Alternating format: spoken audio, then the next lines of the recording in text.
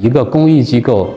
給1萬多老兵發工資發了10幾年時間，你可想而知，它是一個多麼難的事情。我現在想起我也很驕傲，我覺得我能從事這份職業。有一個老兵叫董兆朝，然後呢，志願者就把他的照片拍給我，看了那個照片，你看了你心碎，就是那個老兵是眼巴巴地看着你。你從他的眼睛裡面就能看到他想回家的那種渴望。他住在那個地方，家裡特別窮，一貧如洗，那個房子連窗戶都沒有，家裡的唯一的電器就是一個燈泡。在看到那個老兵的時候，我就心裡就特難受，我們就幫他找家，但是找了很久找不到。有一個四川的一個研究地名的一個專家突然聯繫我，他說：“哎，這個老兵說了這個地方現在大概是什麼位置？”就找當地的三台縣的有好多志願者，他們騎着摩托車，然後就挨家挨戶去找，終於在有一家的家譜上發現了他的名字，而且後面注明是參加抗戰之後一去不復返。我看到那個時候我特激動，然後我就趕快給志願者我說：“你現在趕快去那個老人家裡面去接他回家。”到了那個老兵家裡面，給我打了過來電話，他說：“孫老師，這個老兵已經去世3個月了。”我當時接到這個電話的時候，我不知道該說什麼，就在電話裡就沉默了很久。現在10幾年之後，我每每想起來，我都能想到那個老兵的那種眼神，我都無比的愧疚。我覺得如果我當時多花一些心思，我可能會幫這個老人完成他最後的心願。其實這個事兒對我觸動特別大。2011年的時候，我就做了一個決定，我就辭去了自己的工作，然後我就去到深圳去創辦了一家基金會。我想我可以專職來做這個事情。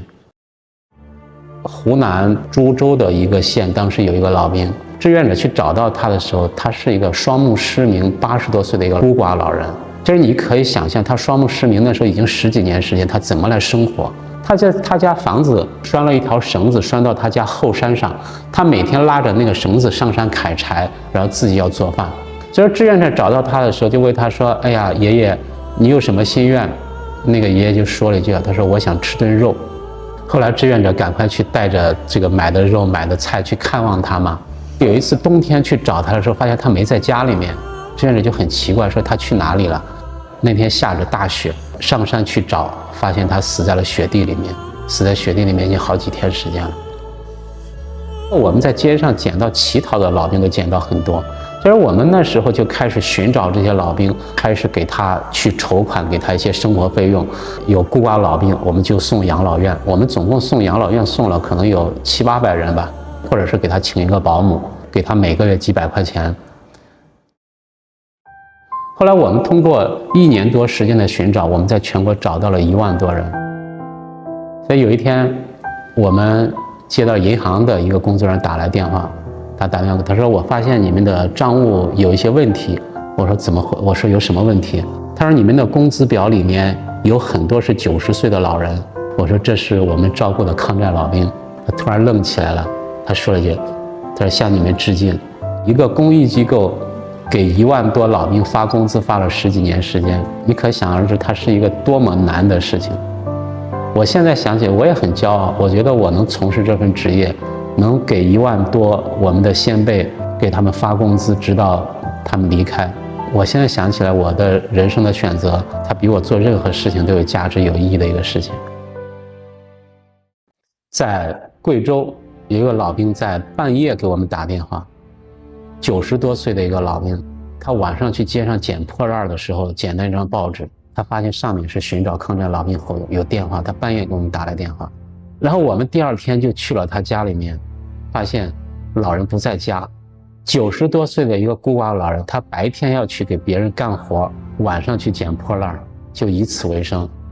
後來我們等到他回來，後來把他送到養老院裡面，送到養老院裡面2、3個月就去世了。他在養老院裡面衣食無憂，然後經常會有志願者去看他，所有見到他的人都會給他說：“你是這個國家的英雄。”我想他在他的人生的臨終的時候，告別的時候，他終於看到了這個國家的人給他的一種認同和認可，我想他也是算是欣慰吧。我們那時候在微博上，我們曾經發起一個活動，就是幫助老兵實現一個心願，80%的老兵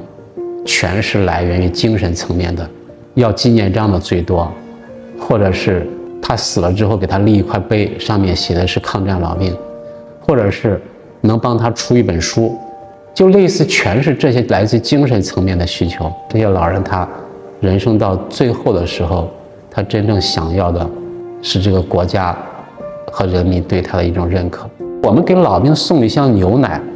他都會把這個牛奶放到他家客廳最顯眼的位置，來人就說：“哎，這是別人來看我的，然後給我送的東西，向別人去炫耀。”老兵參加完活動掛的肩膀上的綬帶，他平時會掛着，坐公交車都會掛着這個綬帶出去。因為他們多少年來從來沒有人關注他們，他突然覺得在那個時候他們受到了無比的這種禮遇，我們就努力想，我們在給他們生活上的關懷的時候，我們能給他更多的這種榮譽。在抗戰勝利70周年的時候，這些老兵終於獲得了中共中央頒發的抗戰勝利70周年紀念章。好多老兵拿到那個紀念章的時候有多麼的激動啊！有一個老兵叫汪平，安徽的一個老兵，他是雙目失明，就是在93閱兵那一天，他看不到，但是他在電視機前就聽完了整個的閱兵式。現在呢，老兵幸存老兵只剩下有1000多人。我其實對歷史，我學習歷史的時候都不及格的。只是因為這個工作接觸了這個歷史之後，我就陷入了一種深深的這種愧疚之中。我覺得我們真的是對不起這些老人。我所面對的，我現在都不去看老兵，我不想和他們走得太近。當你和他建立很深的情感的時候，你所面對的是看到那些像你親人一樣的人不停地在離去。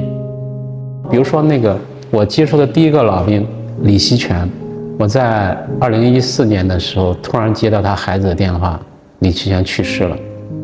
我馬上就飛到雲南，從雲南又出境，我就趕到他那去，因為他是我遇到的第一位老兵。然後去到他家裡之後，他的兒子就告訴我，他說他的爸爸在去世前幾天還在嘮叨，說孫春龍怎麼不來看我呢？你知道我聽到那句話心裡是什麼感受嗎？那些老兵和我就是感覺像親人一樣，但是對我來說，比如說即使是我重點在關注的緬甸的老兵，我最多也就是1年能去看望他一次，有時候1、2年、2、3年才能去看望他一次。所以說現在緬甸的那些老兵全都去世了。我現在去到緬甸的，在那個大街上走的時候，我就會想到，哦，這個房子以前是誰住的，那個房子以前是誰住的，我都能想起那些老人。包括還有一個廣西的一個老兵，然後他每個月都會給我寄龍眼乾兒，那個東西我根本不愛吃，又硬又甜，但是他每月都給我寄，我就給那個爺爺打電話，我說你別寄了吧，他說不可以，他說我太感謝你了，我要給你寄。後來我想着這是一個老人的心願吧，就在我家的陽台上都擺滿了。後來呢，有一天我說，哎，怎麼好久沒有收到他寄的龍眼乾兒？我打電話過去，去世了。所以有時候我真想還有一天能收到他的龍眼乾兒，證明他還活着。我們的非常難的一點，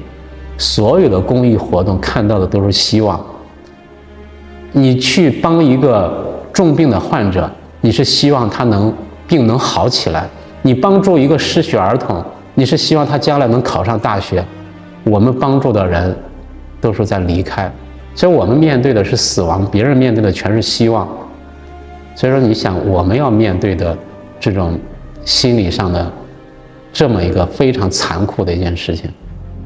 我從小的夢想就是做一名記者，後來我實現了自己的夢想。我說我用5年時間去幫這些老兵，5年之後我依然會回到媒體的崗位的。但是沒有想到這一晃就快20年了，不僅是沒有回去，還可以想象的餘生可能都搭到這件事情裡面去了。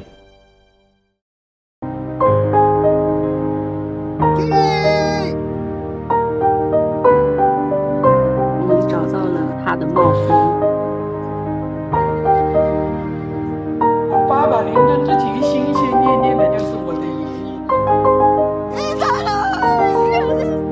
快回家。